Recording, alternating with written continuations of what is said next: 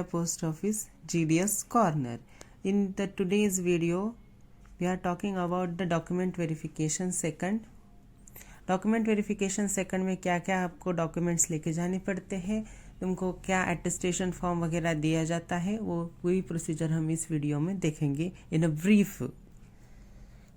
Okay, तो first of all जब आपने पहला डॉक्यूमेंट वेरिफिकेशन किया था तो आपको कुछ इस प्रकार का ये जो फॉर्मेट है उन्होंने बना के दिया था.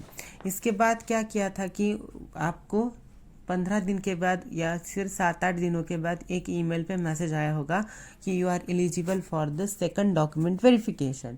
और फिर आपको बोला होगा कि आपके सारे ओरिजिनल डॉक्यूमेंट्स लेके आओ. तो फिर आप पहली बार वहाँ पे जाएंगे डिवीजन ऑफिस में सारे डॉक्यूमेंट्स लेके.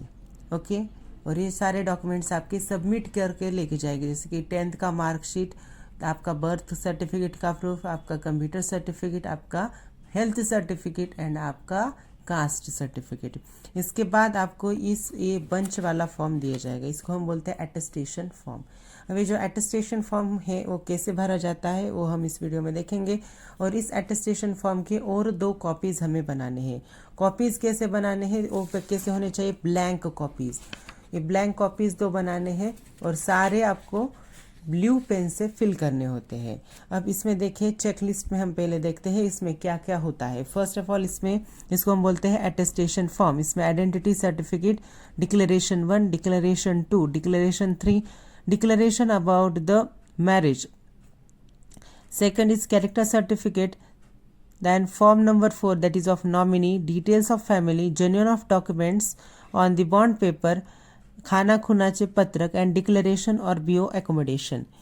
तो इसमें दिया गया है कि इस फॉर्म के 2 सेट बनाने हैं, मतलब पूरे हो गए 3 सेट, और 3 सेट के साथ जेरोक्स जोड़नी है. SSC marksheet, computer certificate, caste certificate, Aadhaar, PAN, driving licence if available and the date of birth का प्रूफ. इसके ये पूरे कैसे होने चाहिए, आपने क्या बोलते हैं उसको, सेल्फ अटेस्टेड. इसके कितने सेट्स बनाने हैं, 3-3. ओके, अब हम स्टार्ट करते हैं अटेस्टेशन फॉर्म. इसमें फर्स्ट यहाँ पे आपको आपका पासपोर्ट साइज फोटो फिलअप करना है. यहाँ पे आपका लास्ट नेम मतलब सर नेम, इसके बाद फर्स्ट नेम आपका नेम, और थर्ड में आपका फादर का नेम.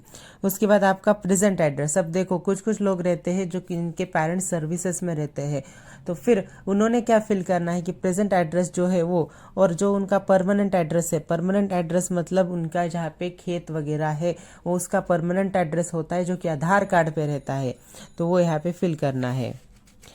अगर यहाँ पे आप ओरिजिनली पाकिस्तान के हैं और दूसरे कंट्रीज़ के तो वहाँ पे फिल करना है, उसकी कुछ जरूरत नहीं, because we are Indian.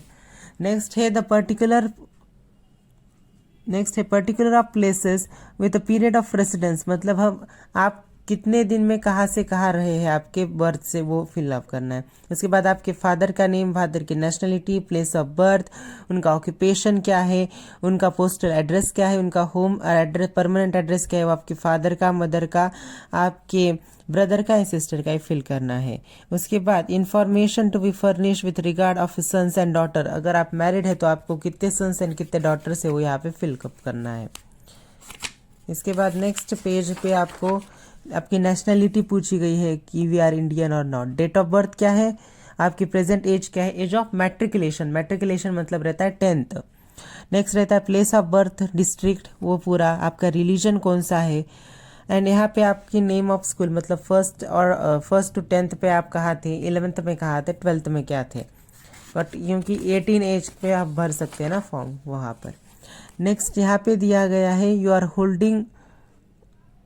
Holding और have any time held an appointment, मतलब आपको कहा अगर स्टेट गवर्नमेंट में और सेंट्रल गवर्नमेंट में आपने पहले जॉब किए तो वो आपको भरना पड़ेगा.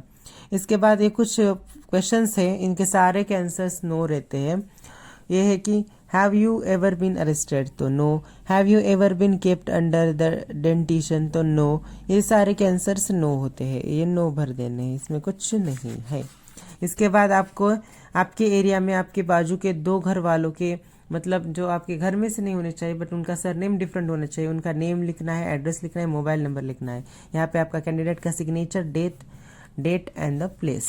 इसके बाद आता है आइडेंटिटी सर्टिफिकेट। आइडेंटिटी सर्टिफिकेट हम कहाँ किस किस से इशू कर सकते हैं, तो it should be issued by the gazetted officers of central और state government, members of parliament, sub divisional magistracy officers, tehsildar, naib और डिप्टी तहसीलदार, प्रिंसिपल और headmaster of recognized school college, ऐसे लेना है आइडेंटिटी सर्टिफिकेट की जो आपको पहचानता है।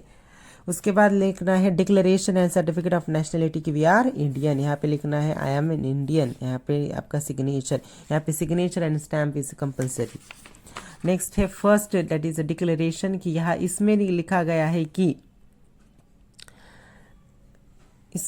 गया है कि आप जो है मतलब जो बीपीएम है और एबीपीएम है कि हम जो है वो बीओ के एरिया में रहते हैं।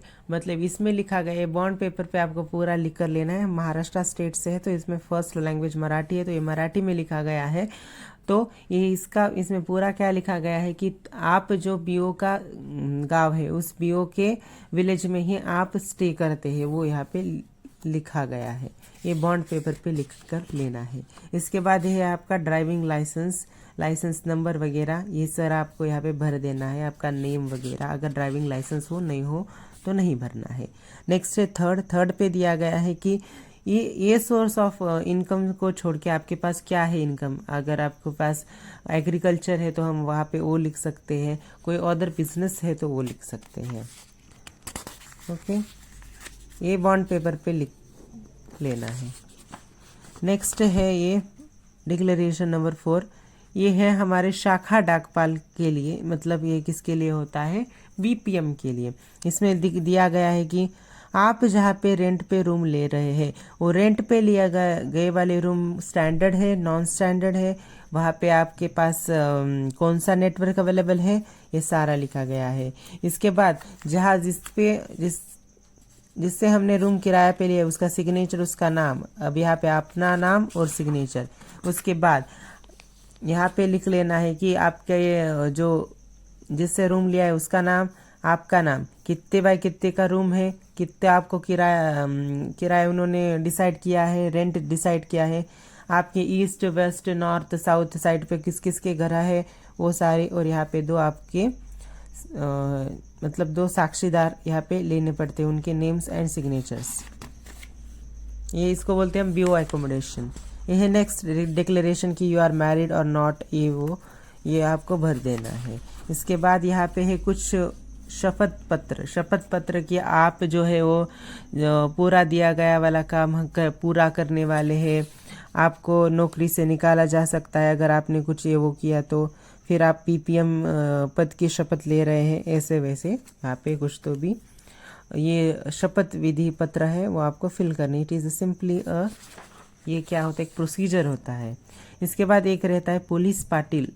पुलिस पाटिल मतलब क्या होता है कि एक विलेज में क्या होता है, पुलिस स्टेशन नहीं होता, तो पुलिस स्टेशन के वजह वहाँ पे एक पुलिस पाटिल ना बोल के एक पर्सन रहता है।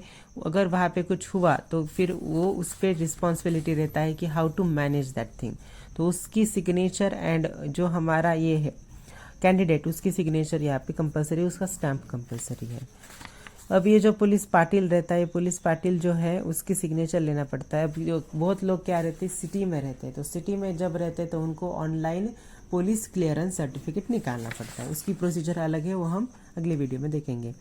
नेक्स्ट है यहाँ पे आपकी जॉइनिंग की तारीख वगैरह यह सारा फिल करना है। आपका चेहरा कैसा है, आपकी आंखें कैसी हैं, आपके ऐसे 2-3 ये बताने हैं कि वो आपकी दैट कि आप उसको आइडेंटिफाई कर सकते हैं गिवन पर्सन को। उसके बाद आपके यहाँ पे फिंगरप्रिंट्स लिए जाएंगे, ईमेल और शेयर वगैरह यहाँ पे सिग्नेचर वो ले लेंगे। इसके बाद है डिटेल्स ऑफ फैमिली, आपकी फैमिली में कौन है, आपका डिजिग्नेशन, आधार नंबर वगैरह। ये जो है ये प्राण card number is different, it is not pan card number. और फिर यहाँ पे आपके फैमिली में कौन है वो लिखना है। यहाँ पे आपका सिग्नेचर लेना है, सिग्नेचर ऑफ जीडीएस। इसी बात है character certificate should be issued bye, एक इशू करना है आपके 10th के हेडमास्टर से और एक करना है प्रिंसिपल ऑफ द कॉलेज। ये दोनों आपको पहचानते हैं, वो आपको पूरा फिल कर देंगे, उनके स्टैम्प भी लेना कंपलसरी है।